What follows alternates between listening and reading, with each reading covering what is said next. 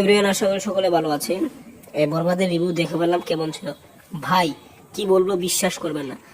বাংলার ইতিহাসে এমন সিনেমা আপনারা কখনো দেখেননি। হ্যাঁ, বলিউডে অনেক দেখেছেন, কিন্তু এটা বলিউড ফ্লেভারের।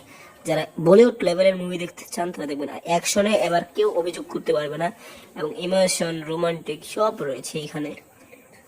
যে এই বরবাদ আপনাদের কালারগ্রাফি, বিজিএম, মানে কি বলবো, যিশু সেনগুপ্ত এবং মিশা সহদেবের অ্যাক্টিং জাস্ট বুম ছিল একেবারে।